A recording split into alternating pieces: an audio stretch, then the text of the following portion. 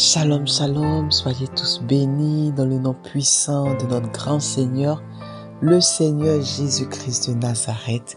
Je vous prie de prendre 1 Timothée 2, du verset 1 au verset 3. 1 Timothée, chapitre 2, du verset 1 au verset 3. Je lis la parole de Dieu.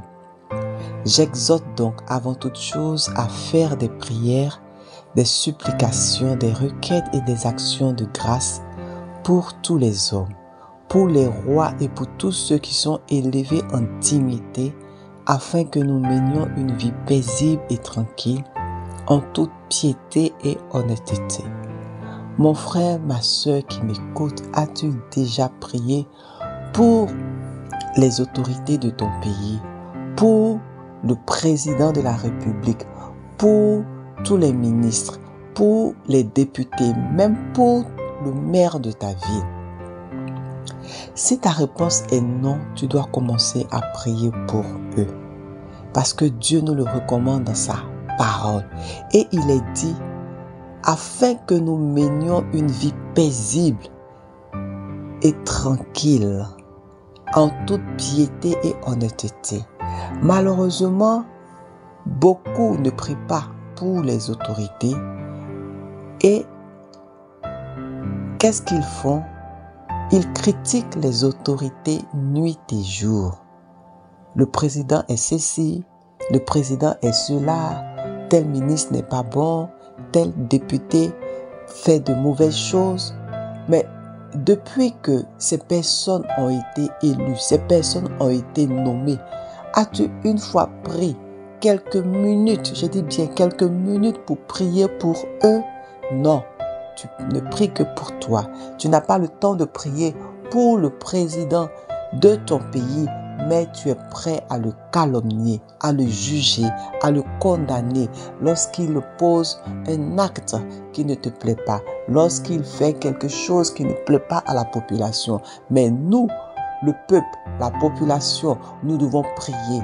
Oui, nous devons prier régulièrement pour, selon la parole de Dieu, pour tous ceux qui sont élevés en dignité, pour tous les rois, pour tous les présidents, pour tous les ministres.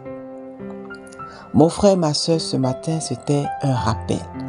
Oui, pour nous dire que nous avons un rôle à jouer pour la paix dans notre nation, pour la paix dans notre pays, pour que les autorités du pays puissent prendre des décisions inspirées par Dieu, des décisions qui honorent Dieu, au nom du Seigneur Jésus-Christ de Nazareth. Amen, amen. Je t'invite à prier avec moi.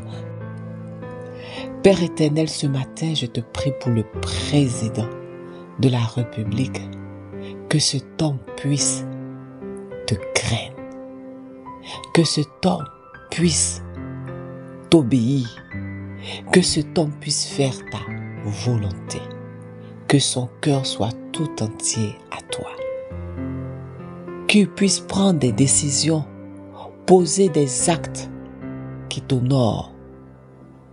Je te prie pour tous les ministres du pays, pour tous les députés, pour tous les maires, pour toutes les autorités de la nation, que ces hommes, que ces femmes puissent te craindre,